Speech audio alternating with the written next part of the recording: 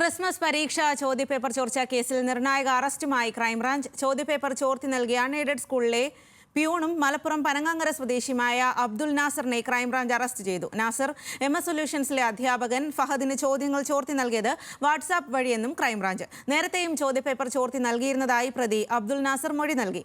അറസ്റ്റിന് പിന്നാലെ peon Abdul നാസറിനെ school suspend ചെയ്തു. Christmas പരീക്ഷ ചോദ്യപേപ്പർ ചോർച്ച കേസിൽ MS സൊല്യൂഷൻസ് എന്ന സ്ഥാപനത്തിന് ചോദ്യപേപ്പർ ചോർത്തി നൽകിയ മലപ്പുറം മേൽമുറി മഅ്ദിൻ ഹയർ സെക്കൻഡറി സ്കൂളിലെ പ്യൂൺ അബ്ദുൽ നാസറിനെയാണ് ക്രൈംബ്രാഞ്ച് അറസ്റ്റ് ചെയ്തത്.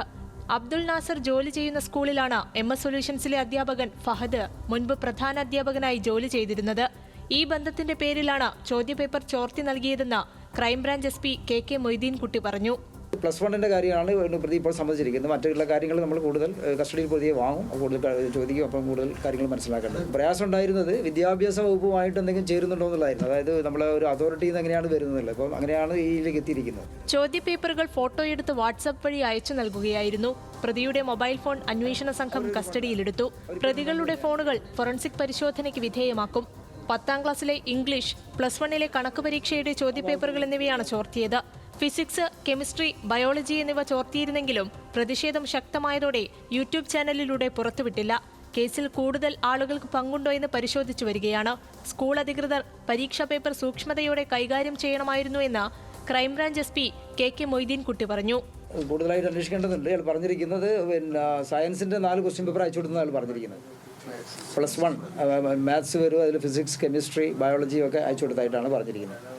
പക്ഷേ നമ്മൾ ആദ്യത്തെ ഇത് സംഭവത്തിന് ശേഷം തന്നെ ഇഷ്യൂ ആയതിനു ശേഷം പിന്നെ വീണ്ടും അത് എയർ ചെയ്യാൻ പറ്റിയിട്ടുണ്ടായിരുന്നില്ല. ആദ്യം അവർ പുറത്തുവിട്ടത് SSLC പ്രഡിക്ഷനിലായിട്ട് പറഞ്ഞിരിക്കുന്നത് SSLC ഇംഗ്ലീഷും +1 മാത്സും ആയിരുന്നു.